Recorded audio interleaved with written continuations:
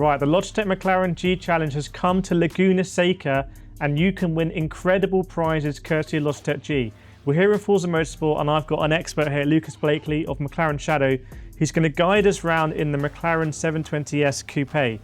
So Lucas, there's skill-based prizes here. I want to do my best in the G Challenge, and if you're watching at home, hopefully your tips are going to be very helpful as well. So Laguna Seca, I'm terrified. There's loads of sand. It's a very powerful car. The wing's moving around. Please, could you help me try and go a bit faster here? Yeah, of course. So here we are at Laguna Seca, one of the most old school and yeah, probably one of the best tracks in the world.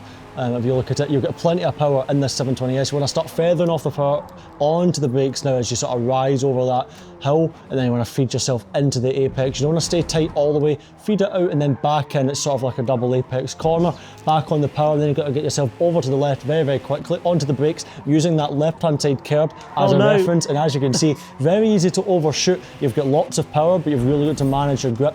That active aero on the rear wing, yeah, coming in pretty handy. And again, just got to be very, very smooth on the entries. Try not overcharge them too much. Use that power. You've got to think about your exits. You've got so much power to get out of the corner, so make sure that you're optimising the corners to use it. Nice correction of oversteer there, to be fair. Getting yourself set up for the exit, using all of the track. Very easy to get it wrong, as yeah, there's plenty of sand to help you out. Getting yourself into the dip, that really helps, you know, pull the car into the apex of the corner, then up towards one of the most famous sections of corners of track, in the world, the corkscrew. Where's the road? Down, completely blind, over to the right, back over to the right hand side. You've got to pull it over to the right hand side, onto the brakes, then feeding it down as the circuit rises back towards you, onto the power, and then swinging it back to the left. One of the most intense sections, probably very physical as well through there. Lucas, the car's so powerful. I'm struggling to control it. Should I be a little bit slower on the way in, maybe? Yeah, definitely prioritise your exits a little bit more, as yeah, you won't have enough grip. With the amount of power this car has and the amount of speed that you can take in to the approach of these corners, you just need to, yeah, maybe manage those entries a little bit, but use the speed that you've got on the exit. Onto the brakes, and then remember what we say into here, double apex. Get to that first apex, let it run, then sort of hook yourself back in. You can see there, even just that tiny bit too much aggression in the middle of the corner and you've already run out of grip. Brake a bit earlier into this one here. Better than the last lap, getting yourself to the apex, setting your exit up, use the power now, then quickly onto the brakes again. Bring it over to the right hand side, very easy. It's actually quite easy to slip just over onto the sand here. There is no margin for error around. Lucas, we're 2 tenths up.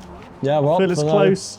Let's just try and keep it clean, especially through the corkscrew section. Once we get to it, onto the power, nice and clean. Good track usage through there. Then remember, keep it in to the inside. Use the dip. Don't get too early though, as you've got a yellow sausage curve to spit you off into the tyre stacks over there.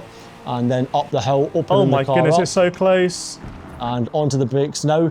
Keep it braking in a straight line, try and maximise the grip, keep it into the dip, then over to the right hand side. You're sort of guessing the car placement over there as it's completely blind. Then you've got a lot of elevation, again, using sort of the cambers of the road to your advantage, understeering a little bit, get onto the power, set yourself up for a good exit here, get in nice and tight to the corner, use the elevation of the road.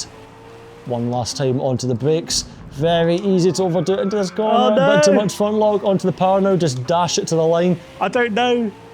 Oh, we're down by half a second. But nonetheless, good couple of attempts, and that is, yeah, one of the most tricky circuits probably in the world to absolutely ragdoll a lap out of it. I feel your tips are great, and just when at the beginning of the second lap, when I just sort of calmed it and I was able to make these apexes, and anytime I got too excited and I was just pushing it, you just got to, when you drive it a bit easier out, the car's so nice to drive on the exit of the corner. Yeah. But hopefully that's going to be very helpful. So if you've got Forza Motorsport, if you want to enter the Logitech McLaren G Challenge, if you want to win incredible prizes, there's no excuse. We've got the tips now. Right, I want to give you some tips for the Logitech McLaren G Challenge, where you're going to be driving cars like this in Forza Motorsport. I'm here with Lucas Blakely, who's a McLaren Shadow sim racing champion, and I want to help our viewers drive these road cars. They're McLaren road cars. They're very powerful. They look incredible. You've driven these cars in real life. I'm sure some of our viewers are going to be struggling to keep them on the track. What advice can you give them in terms of road car performance in Forza Motorsport? Yeah, so road cars compared to maybe something with a lot of downforce, such as, you know, an F1 car, yeah, have to be driven in quite a bit of a different way. You just have fundamentally a lot less grip and a lot less downforce. Often you'll be on road tyres, so, you know, you could go around the track multiple times and then pop to the shops on the way home. So you've got to treat it as such. You know, you're not going to have as much mechanical grip. So yeah, that affects the way you brake, how you enter the corner. You can't be as aggressive. Got to be a bit more smoother on your inputs. Think about the weight of the car as well, as albeit these cars here are incredibly light in the grand scheme of things, you know, compared to, you know, maybe a four-door family car. Yeah, they're still actually quite a lot heavier than, you know, a single-seater race car. So you've got to think about the weight a bit more, think about the mechanical grip a lot more, as you've not got as much downforce supporting the car.